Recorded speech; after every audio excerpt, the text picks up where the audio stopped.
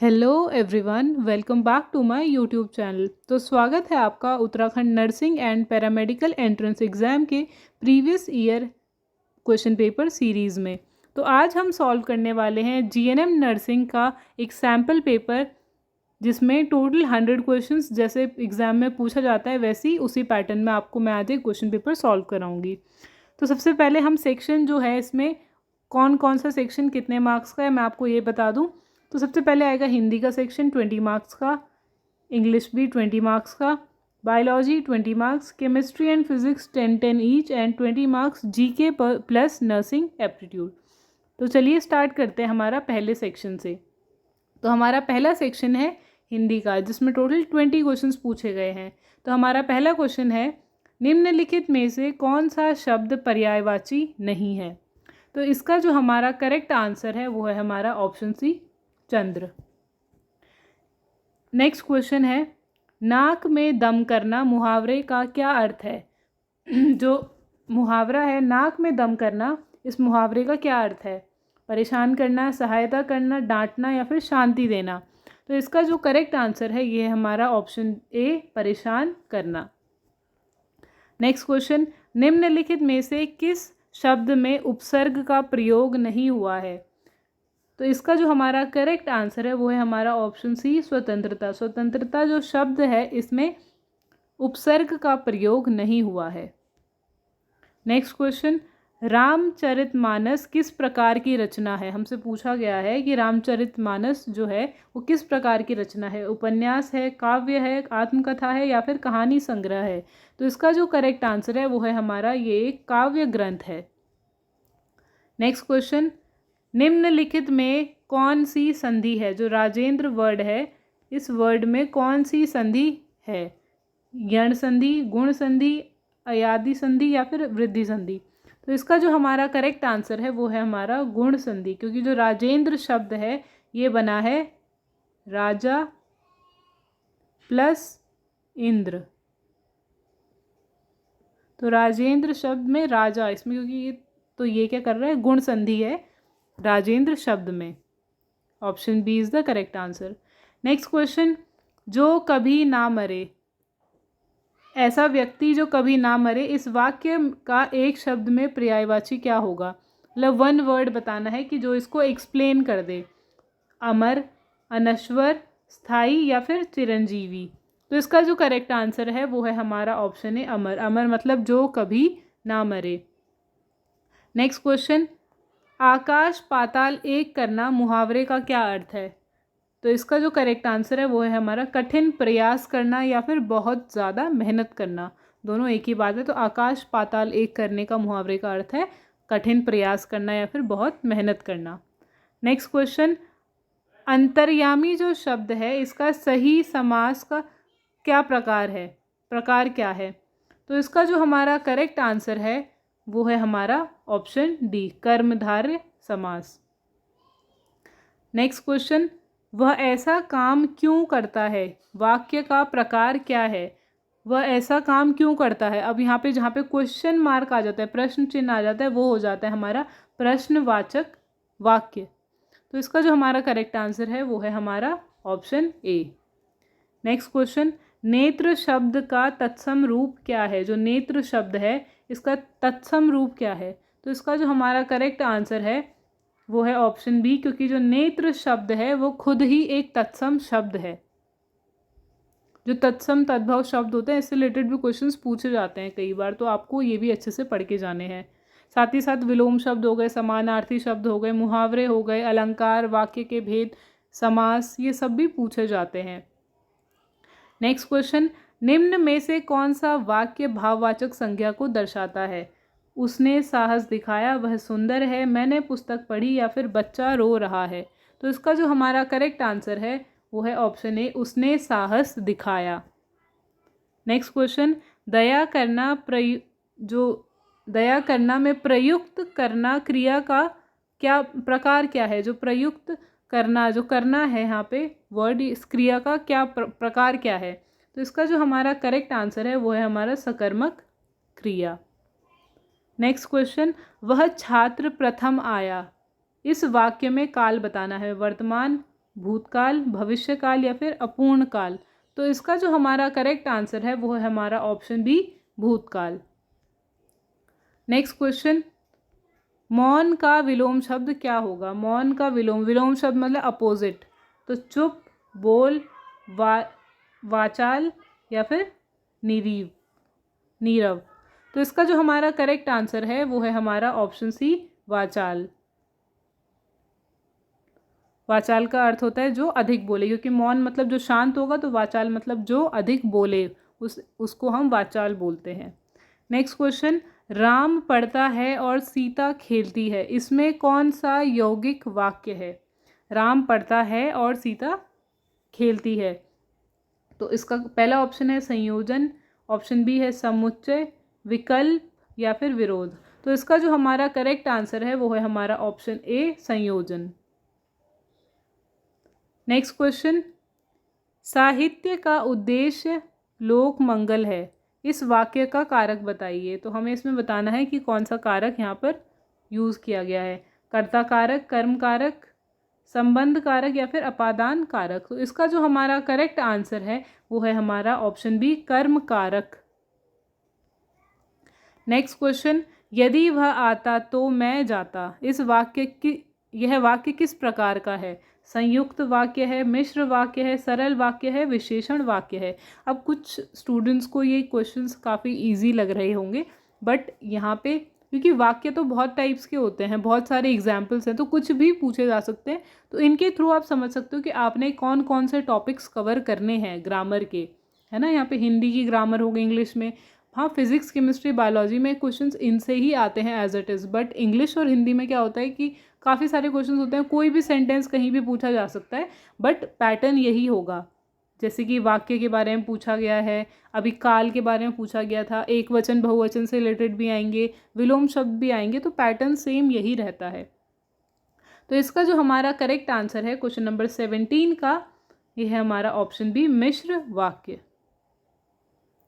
Next question, स्वतंत्रता शब्द में कौन सा प्रत्यय है? स्वतंत्रता जो शब्द है इसमें कौन सा प्रत्यय है? ता, त्र, अंत और ना। तो इसका जो हमारा करेक्ट आंसर है वो है हमारा ऑप्शन ए, ता, क्योंकि जो प्रत्यय होता है वो शब्द के बाद लगता है और उपसर्ग पहले लगता है। तो स्वतंत्र प्लस ता इज इक्वल्स टू स्वतंत्रता। नेक्स्ट क्वेश्चन, ईश्वर सर्वव्यापक है, वाक्य का वचन क्या है? एक वचन, बहुवचन, विशेषण या फिर संज्ञा। तो इसका जो हमारा करेक्ट आंसर है वो है हमारा एक वचन, क्योंकि ईश्वर जो है वो एक वचन है।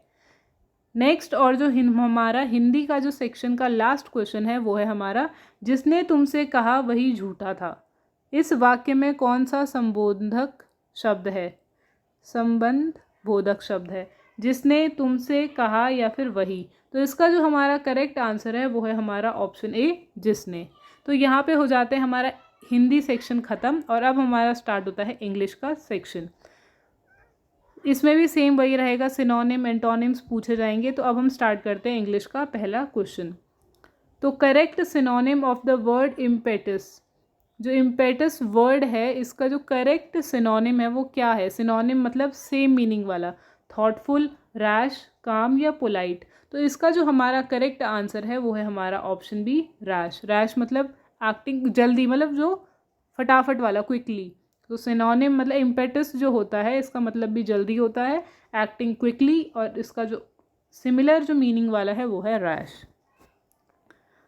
Next question, identify the part of the sentence with an error. हमें बताना है कि सेंटेंस में कहाँ पर एरर है। Neither of the students have submitted there assignments, neither of the students have submitted there assignments या फिर नो एरर। तो इसका जो हमारा करेक्ट आंसर है वो आएगा हमारा, जहाँ पे सेंटेंस में गलती है, क्योंकि हमसे क्या पूछा है कि कौन से पार्ट में एरर है। तो neither of the students have submitted there assignments में जहाँ पे गलती है वो है हमारा ऑप्शन जो बी है, have submitted. The neither of the students have submitted, यहाँ पे क्या एरर है, और इसकी जगह होना चाहिए था neither of the students has submitted there assignment. तो यहाँ पे करेक्ट अगर पूछा जाता कि यहाँ पे क्या यूज़ होना चाहिए तो तब आ जाता हैज़ सबमिटेड, और अभी जो गलत है वो है have submitted. Next question, select the most appropriate word to fill in the blank. जो मोस्ट अप्रोप्रिएट हम यहाँ पे जो बेस्ट सूटेड यहाँ पे वर्ड होगा वो कौन सा है? तो she spoke in such a low voice that I could hardly listen her, hear her, listen to her या फिर ओवर हियर हर। तो इसका जो हमारा करेक्ट आंसर है वो है हमारा ऑप्शन बी, हियर हर। तो she spoke in such a low voice that I could hardly hear her.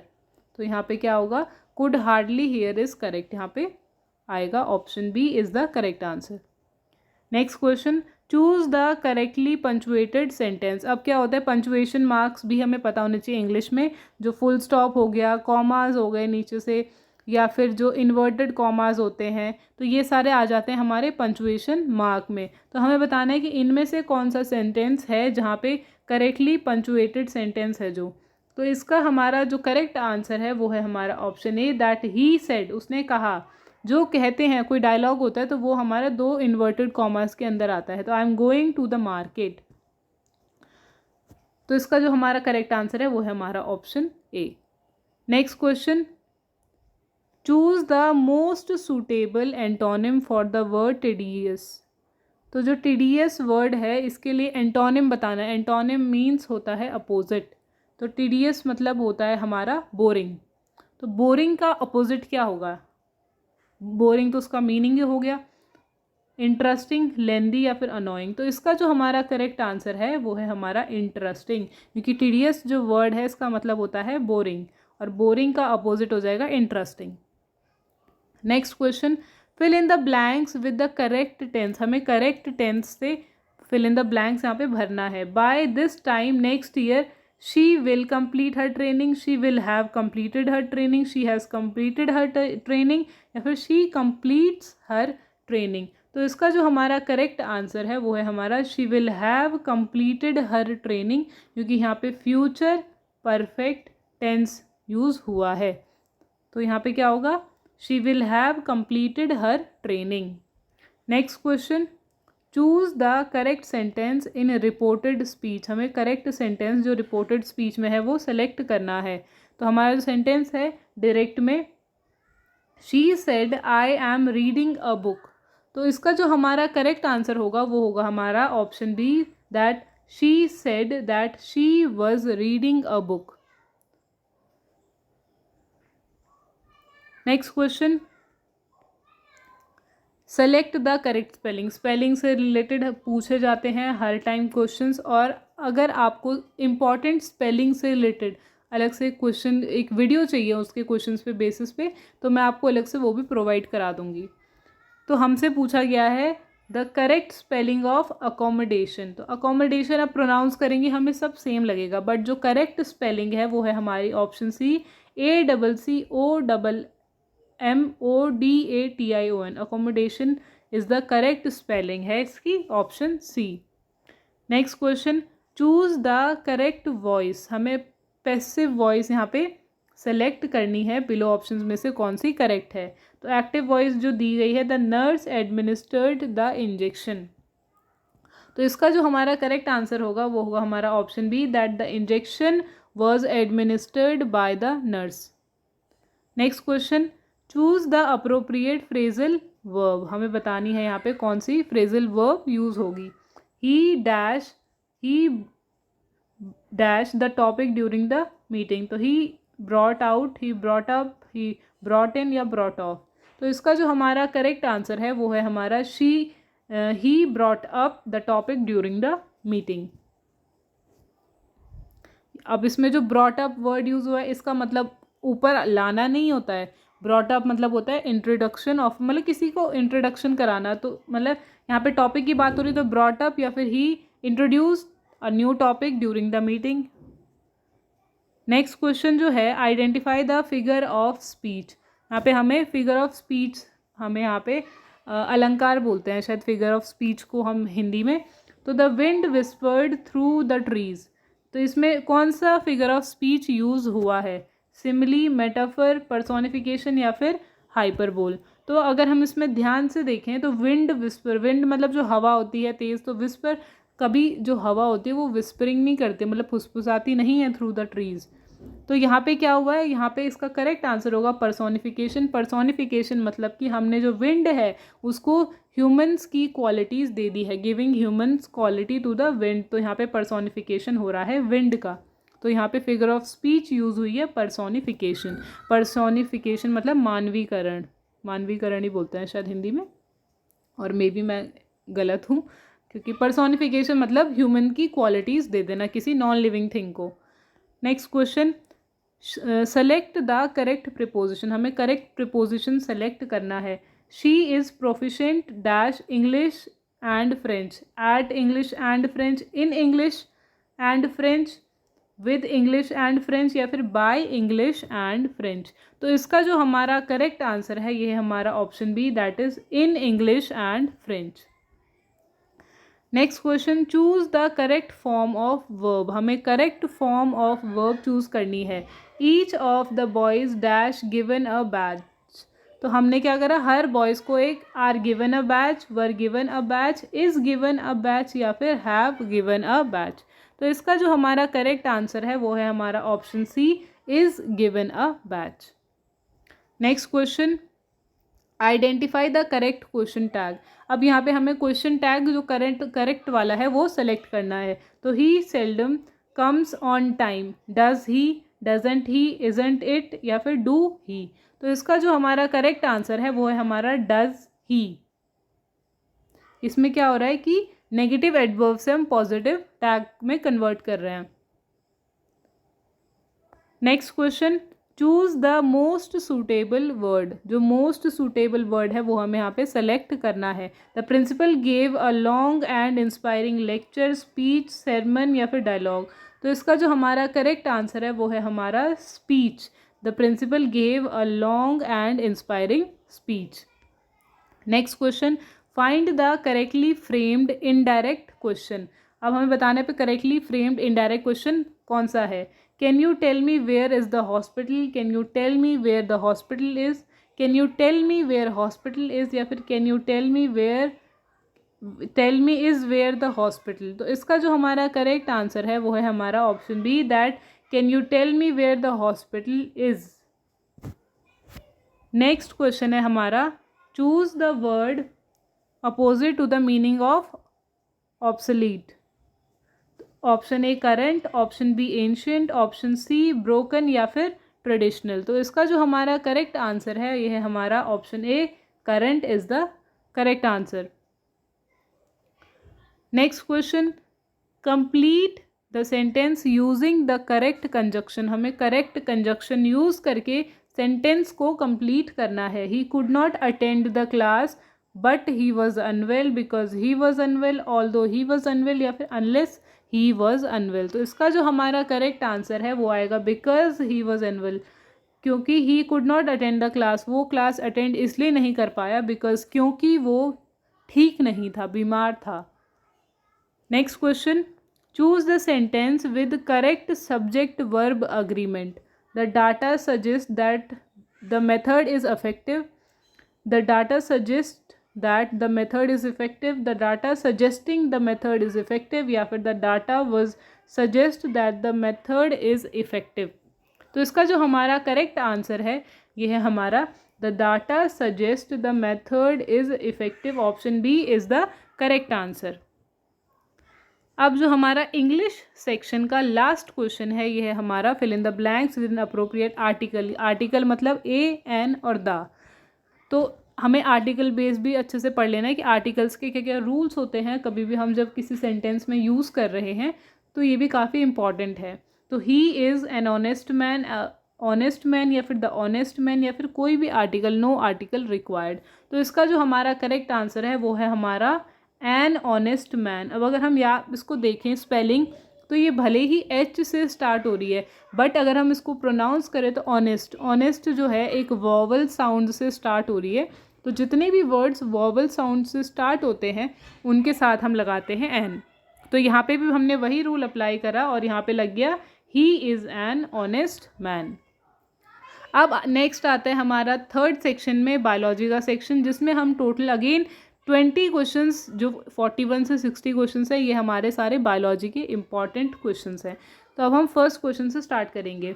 Which enzyme is responsible for the unzipping of DNA during replication? कौन सा एंजाइम अनजिपिंग के लिए responsible होता है जब DNA replicate कर रहा होता है? तो लाइगेज, पॉलीमरेज, हेलिकेज या फिर primase.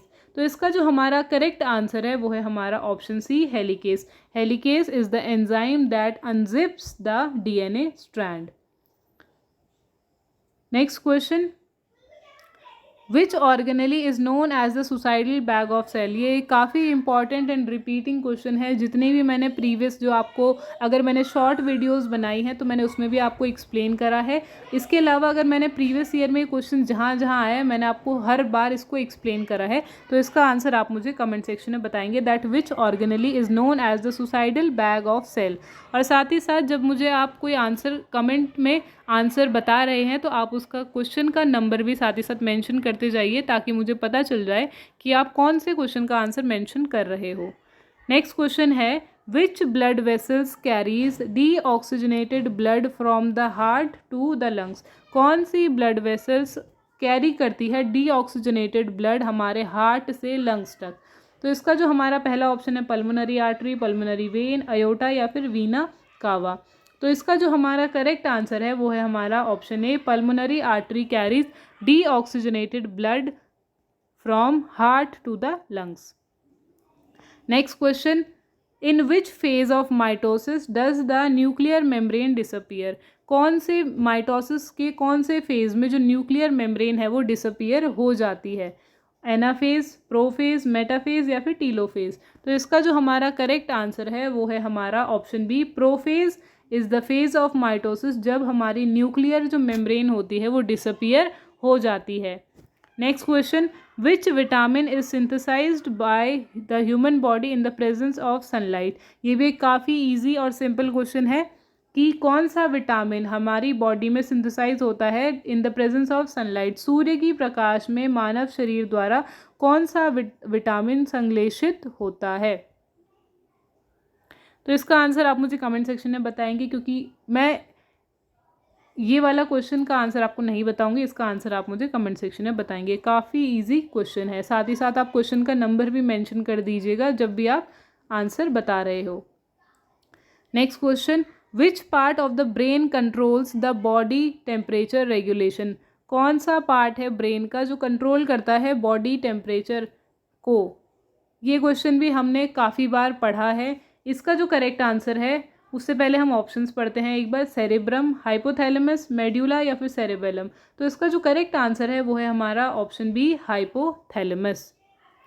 Next question, which of the following is not a characteristics of monocots? इनमें से कौन सा मोनोकॉट जो होते हैं उनका कैरेक्टरिस्टिक नहीं है? Parallel venation, tap root system, fibrous root system या फिर floral parts in multiple of 3। तो इसका जो हमारा करेक्ट आंसर है वो है हमारा option B, tap root system is not a characteristic of monocot. जो मोनोकॉट्स होते हैं उसमें टैप रूट सिस्टम नहीं होता है। Next question, what is the function of platelets in the blood? जो प्लेटलेट्स होती हैं हमारे ब्लड में उसका क्या फंक्शन होता है, क्या काम होता है? तो इसका जो हमारा पहला ऑप्शन है oxygen transport, immunity, blood clotting या फिर हार्मोन ट्रांसपोर्ट। तो इसका करेक्ट आंसर है हमारा ब्लड क्लॉटिंग में हेल्प करता है।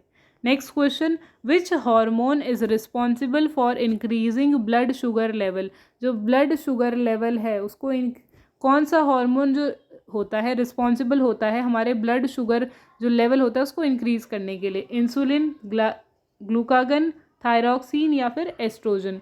तो इसका हमारा करेक्ट आंसर है ऑप्शन बी, ग्लूकागन। जो ग्लूकागन होता है इट इंक्रीजेज हमारे बॉडी में ब्लड शुगर। नेक्स्ट क्वेश्चन है, which structure is common in prokaryotic and eukaryotic cell? कौन सा जो स्ट्रक्चर है वो दोनों प्रोकैरियोटिक और यूकैरियोटिक सेल्स में कॉमन होता है? न्यूक्लियस, राइबोसोम, माइटोकॉन्ड्रिया या फिर एंडोप्लाज्मिक रेटिकुलम। तो अगर इसका जो करेक्ट आंसर है वो है हमारा ऑप्शन बी, राइबोसोम। जो राइबोसोम्स होते हैं वो दोनों प्रोकैरियोटिक एंड यूकैरियोटिक सेल्स में पाए जाते हैं। तो अगर आपको राइबोसोम्स का दूसरा नाम पता है तो आप मुझे कमेंट सेक्शन में बता सकते हैं that it is also known as, ribosomes जो होते हैं it is also known as dash. इसका आंसर आप मुझे कमेंट सेक्शन में बताएंगे। Next question, which process is responsible for the movement of water through xylem? कौन सी प्रोसेस रिस्पॉन्सिबल होती है for the movement of water through xylem? Diffusion, transpiration, pull, active transport या फिर ऑस्मोसिस? तो इसका जो हमारा करेक्ट आंसर है वो है हमारा option B, transpiration pull is the process that is responsible for movement of water. Transpiration pull एक ऐसी प्रोसेस है जो क्या करती है, वाटर के मूवमेंट में हेल्प करती है हमारे प्लांट्स में, हम बोल सकते हैं through xylem. Next question, which type of RNA carries amino acids to ribosome during protein synthesis? कौन से टाइप के आरएनए अमाइनो एसिड को कैरी करते हैं राइबोसोम्स तक ड्यूरिंग जब प्रोटीन का फॉर्मेशन हो रहा होता है? एमआरएनए, टीआरएनए, आरआरएनए या फिर एसएनआरएनए? तो इसका जो करेक्ट आंसर है वो है हमारा टीआरएनए होता है। They carries amino acid during translation. Next question, in human digestion जो होता है, प्रोटीन डाइजेशन बिगिंस इन, जब ह्यूमन डाइजेशन में जो प्रोटीन का डाइजेशन है वो कहाँ शुरू होता है? माउथ में, स्टमक में, स्मॉल या फिर लार्ज इंटेस्टाइन? तो इसका जो हमारा करेक्ट आंसर है वो है हमारा ऑप्शन बी, स्टमक में। तो अगर आपको पता है कि कौन सा एंजाइम प्रोटीन के डाइजेशन को स्टार्ट करता है या उसमें इन्वॉल्व होता है प्रोटीन के डाइजेशन में, तो उसका आंसर आप मुझे कमेंट सेक्शन में बता सकते हैं, क्योंकि ये भी एक इंपॉर्टेंट क्वेश्चन है। Next question, which disease is caused by the deficiency of vitamin B12? जो विटामिन B12 है उसकी कमी से कौन सी डेफिशिएंसी डिजीज होती है? ऑप्शन ए है रिकेट्स, ऑप्शन बी है बेरीबेरी, ऑप्शन सी है स्कर्वी एंड ऑप्शन डी है परनीशियस अनीमिया। तो इसका जो करेक्ट आंसर है ये है हमारा option D, pernicious anaemia is caused by the deficiency of vitamin B12। Next question, what is the total number of cranial nerves in the human body? जो total number of cranial nerves होती है human body में वो कितनी होती है? 10, 12, 14 या फिर 16? तो इसका जो हमारा करेक्ट आंसर है वो है हमारा टोटल 12 क्रेनियल नर्व्स होती हैं हमारे ह्यूमन बॉडी में। Next question, which part of the nephron is responsible for filtration of blood? जो फिल्ट्रेशन ऑफ ब्लड में है होता है मतलब हमारी बॉडी में, तो नेफ्रॉन का कौन सा ऐसा पार्ट है जो फिल्ट्रेशन ऑफ ब्लड के लिए रिस्पॉन्सिबल होता है? Loop of Henle, DCT distal convoluted tubule, बोमेंस capsule या फिर कलेक्टिंग डक्ट? तो इसका जो हमारा करेक्ट आंसर है वो है हमारा ऑप्शन सी, बोमेंस कैप्सूल जो है it filters blood in nephron. Next question, which gland is known as the master gland? कौन सी ग्लैंड है जिसको हम मास्टर ग्लैंड के नाम से जानते हैं? Thyroid gland, adrenal gland, pituitary gland या फिर पैनक्रियाज? तो इसका जो करेक्ट आंसर है वो है हमारा पिट्यूटरी ग्लैंड। अगर आपको पता है कि why pituitary gland is also known as master gland, तो इसका आंसर भी आप मुझे कमेंट सेक्शन में बता सकते हैं। Next question, which of the following organisms show alteration of generation? Amoeba, fern, bacteria या फिर ईस्ट? तो इसका जो हमारा करेक्ट आंसर है वो है हमारा फर्न। जो फर्न होते हैं दे शो ऑल्टरेशन ऑफ जनरेशन, यानी कि इनमें से क्वेश्चन क्या था, निम्नलिखित में से कौन सा जीव पीढ़ियों का क्रमिक परिवर्तन दिखाता है? तो वो हो गए fern, FERN। Next question, during muscle contraction जो which ion is released from the sarcoplasmic reticulum?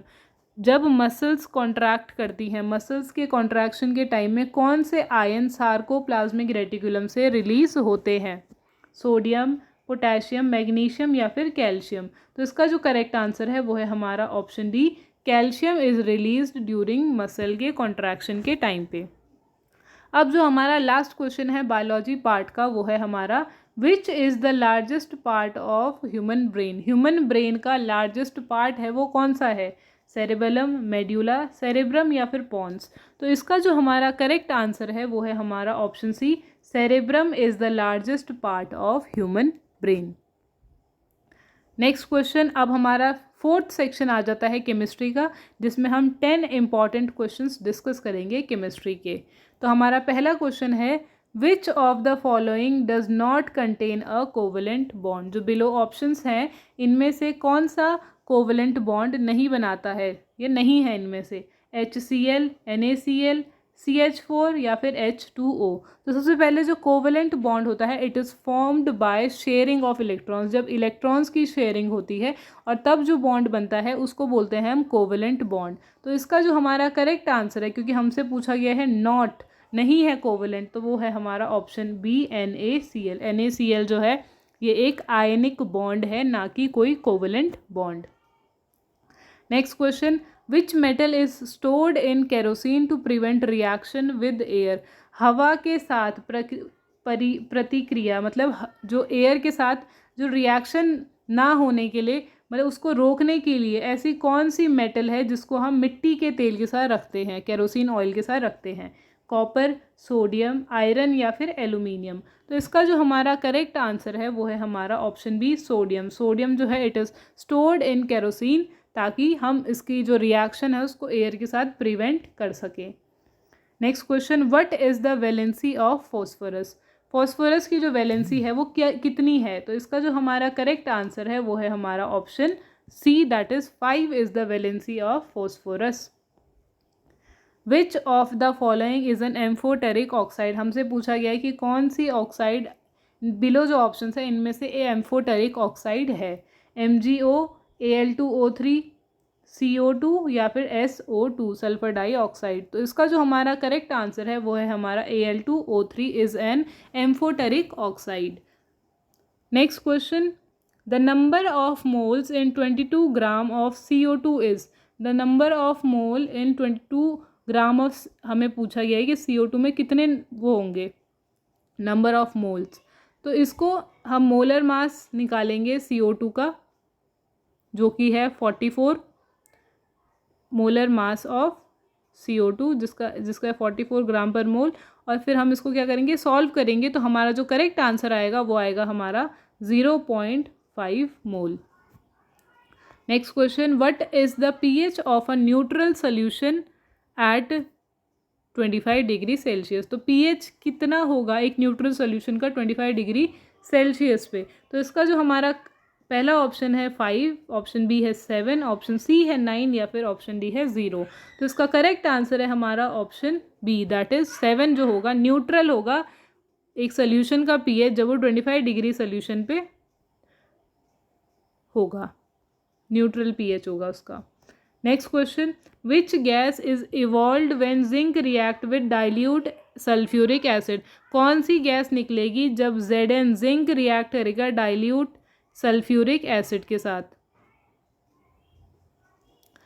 नहीं, इसका जो हमारा पहला ऑप्शन है ऑक्सीजन, ऑप्शन बी है हमारा कार्बन डाइऑक्साइड, ऑप्शन सी है हाइड्रोजन और ऑप्शन डी है नाइट्रोजन। तो जब हमारा Zn रिएक्ट कर रहा है H2SO4 सल्फ्यूरिक एसिड के साथ, तो कौन सी गैस निकलेगी, हाइड्रोजन गैस। तो इसका हमारा करेक्ट आंसर हो गया option C. Next question, which element is used for in making semiconductors. जो सेमीकंडक्टर्स होते हैं उनको बनाने के लिए कौन सा एलिमेंट यूज़ किया जाता है। तो हमारा पहला ऑप्शन है सिलिकॉन, हीलियम, क्लोरीन या फिर ब्रोमीन। तो इसका करेक्ट आंसर है हमारा ऑप्शन ए, सिलिकॉन जो है it is use in making semiconductors. Next question, what is the oxidation number of sulphur in H2SO4। H2SO4 में जो ऑक्सीडेशन नंबर होगा सल्फ़र का वो कितना होगा। तो इसका हमारा पहला ऑप्शन है +4, +6, +2 या फिर 0। तो इसका हमारा करेक्ट आंसर है option B, +6 is the oxidation number of sulphur. अब जो हमारा केमिस्ट्री पोर्शन का लास्ट क्वेश्चन है ये है, which of the following is a strong electrolyte. Acetic acid, NaCl, ammonia या फिर वाटर। तो इसका हमारा जो करेक्ट आंसर है ये है हमारा option B, that is NaCl is a strong electrolyte. आगे बढ़ते हैं अब हमारा नेक्स्ट 5th सेक्शन पे, जो कि है फिजिक्स का। अगेन इसमें हम 10 इंपॉर्टेंट क्वेश्चंस डिस्कस करेंगे। That what is the SI unit of force. काफ़ी easy, important and most repeated question जो है कि SI यूनिट से रिलेटेड काफ़ी क्वेश्चंस पूछे जाते हैं हर साल। तो इसमें जैसे कि SI यूनिट पूछी गई है फोर्स की, that is pascal, Newton, joule या वॉट, क्या है इनमें से।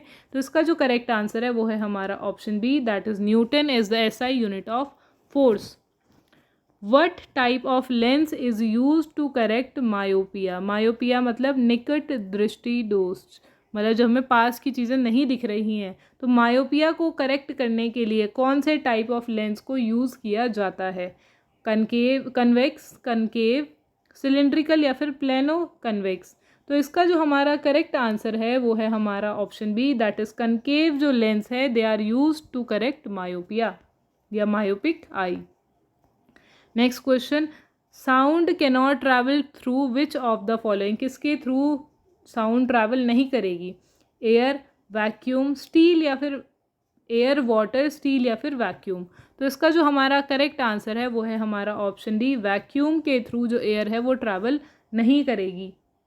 Next question, what is the acceleration due to gravity on the surface of the earth. काफ़ी important and easy question and most again ये रिपीटिंग क्वेश्चन है।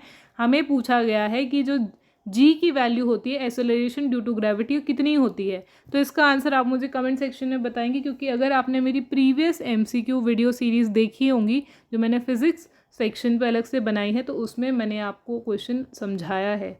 तो अगर आपने नहीं देखी है तो आप मेरे चैनल पे विजिट करके वो वीडियो वहाँ से देख सकते हैं। Next question, which instrument is used to measure electric current. ये भी एक इम्पॉर्टेंट क्वेश्चन है कि कौन सा इंस्ट्रूमेंट इलेक्ट्रिक करंट को मेजर करने के लिए यूज़ किया जाता है। तो अमीटर, वोल्ट मीटर, बैरोमीटर या फिर हाइग्रोमीटर। तो इसका जो हमारा करेक्ट आंसर है ये है हमारा option A, ammeter is used to measure the electric current. Next question, which law states that current is directly proportional to voltage. कौन सा ऐसा लॉ है जिसने क्या बोला कि जो करंट है I is directly proportional to voltage. Ohm's law, Newton's law, Faraday's law या फिर कुलाम्स लॉ। तो इसका जो हमारा करेक्ट आंसर है वो है हमारा option A, Ohm's law. According to Ohm's law V is directly proportional to I या I is directly proportional to V. Next question, what is the frequency of AC current in India. ये भी एक important question है और ये हम already पहले भी डिस्कस कर चुके हैं। 50 हर्ट्ज, 60 हर्ट्ज, 110 हर्ट्ज या फिर 220 हर्ट्ज। तो इसका जो हमारा करेक्ट आंसर है ये है हमारा option A, 50 hertz. Next question, which mirror is used in vehicle side mirrors. कौन से मिरर गाड़ी के जो साइड वाले शीशे होते हैं उसमें यूज़ होता है? प्लेन, कनकेव, कन्वेक्स या फिर नन ऑफ दीज। तो इसका जो हमारा करेक्ट आंसर है वो है हमारा option C, that is convex mirror जो है दे आर यूज्ड इन जो व्हीकल के साइड मिरर्स होते हैं उन पे। Next question, which of the following has the highest refractive index. किसका सबसे ज़्यादा हाइएस्ट रिफ्रैक्टिव इंडेक्स होता है? एयर, वाटर, ग्लास या फिर डायमंड। तो इसका जो करेक्ट आंसर है वो है हमारा ऑप्शन डी, डायमंड। डायमंड जो है it has the highest refractive index. अब जो हमारा फिजिक्स सेक्शन का लास्ट क्वेश्चन है, that the unit of electric power is. Electric power की यूनिट क्या होती है? एम्पियर, वोल्ट, वॉट या फिर ओम। तो इसका जो हमारा करेक्ट आंसर है ये है हमारा option C, that is watt is the SI unit of power. अब बढ़ते हैं हम हमारे नेक्स्ट सेक्शन में जो कि है हमारा जीके का सेक्शन, जनरल नॉलेज। इसमें हम अगेन 10 क्वेश्चंस डिस्कस करेंगे। So who is the first woman president of India. Bharat की पहली महिला राष्ट्रपति कौन थी? पहला option Indira Gandhi, option B Sarojini Naidu, Pratibha Patil या फिर सुषमा स्वराज। तो इसका जो हमारा करेक्ट आंसर है वो है हमारा option C, Pratibha Patil was the first woman president of India. Next question, where is the headquarters of WHO located. ये हम क्वेश्चन नर्सिंग एप्टीट्यूड की वीडियो सीरीज़ में अगेन डिस्कस कर चुके हैं। तो इसका आंसर आप मुझे कमेंट सेक्शन में बताएंगे क्योंकि ये काफ़ी इंपॉर्टेंट क्वेश्चन है। Next question, which is the longest river in India. Again एक ईजी क्वेश्चन, यमुना, ब्रह्मपुत्र, गोदावरी या गंगा। तो भारत में सबसे लंबी नदी कौन सी है? तो इसका करेक्ट आंसर है हमारा ऑप्शन डी, गंगा। नेक्स्ट है हमारा question number 84, which vitamin is synthesized by sunlight in the skin. कौन सा विटामिन जो है त्वचा में सूर्य के प्रकाश से कौन सा विटामिन बनता है? तो इसका आंसर अभी थोड़ी देर पहले ही मैंने आपसे पूछा था। ये क्वेश्चन दूसरे तरीके से यहाँ पे पूछा गया है, तो इसका आंसर भी अगेन आप मुझे कमेंट सेक्शन में बताएंगे। Next question, which country is known as the land of rising sun, ऐसी उगते हुए सूरज की भूमि किस देश को कहा जाता है? चाइना, जापान, थाईलैंड या फिर साउथ कोरिया। तो इसका जो हमारा करेक्ट आंसर है वो है हमारा ऑप्शन बी, जापान। जापान जो है it is known as the land of rising सन।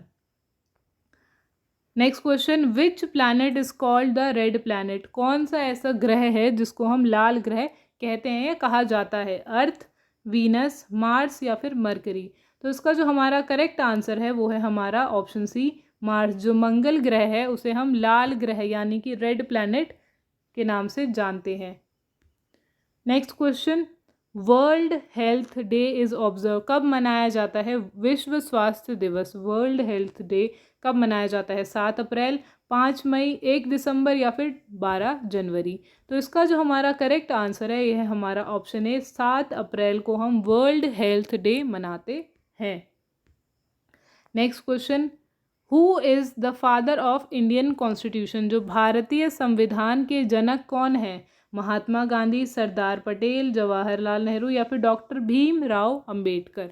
तो इसका हमारा जो करेक्ट आंसर है वो है हमारा option D, that doctor BR Ambedkar is known as the father of Indian constitution. जो भारतीय संविधान है उसके जनक डॉक्टर भीमराव अंबेडकर हैं। Next question, which metal is liquid at room temperature, ये भी काफ़ी ईजी इंपॉर्टेंट रिपीटिंग क्वेश्चन है। इसका जो करेक्ट आंसर है वो है हमारा mercury. Next question, what the largest bone in the human bodies, ये भी काफ़ी इंपॉर्टेंट एंड ईजी क्वेश्चन है। जो लार्जेस्ट बोन है टीबिया, फीमर, ह्यूमरस या फिर रेडियस। तो इसका जो हमारा करेक्ट आंसर है ये है हमारा option B, that femur is the largest bone. तो अगर आपको पता है कि हमारी बॉडी में स्मॉलेस्ट बोन कौन सी है तो इसका आंसर आप मुझे कमेंट सेक्शन में बता सकते हैं। अब बढ़ते हैं हमारे नेक्स्ट सेक्शन पे जो कि है हमारा नर्सिंग एप्टीट्यूड से रिलेटेड। तो हमारा जो पहला क्वेश्चन है वो है हमारा the normal pulse rate in an adult is, जो नॉर्मल पल्स रेट होती है अडल्ट में वो कितनी होती है?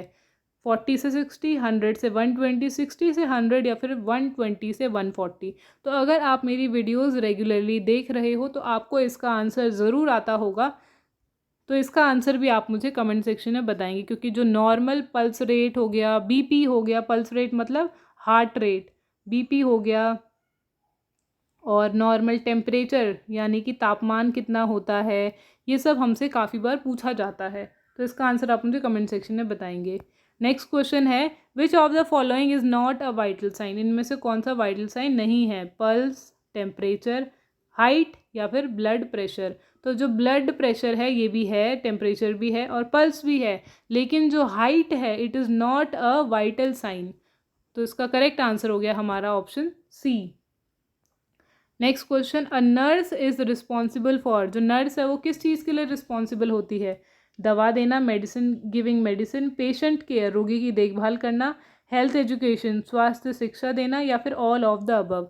तो इसका जो करेक्ट आंसर है वो है हमारा option D, all of the above, क्योंकि मेडिसिन देना, पेशेंट की देखभाल करना और हेल्थ एजुकेशन देना ये सारा काम नर्स का है, ये सारी नर्स की रिस्पॉन्सिबिलिटीज़ हैं। Next question, which is the best position for giving enema, ये भी एक इम्पॉर्टेंट क्वेश्चन है।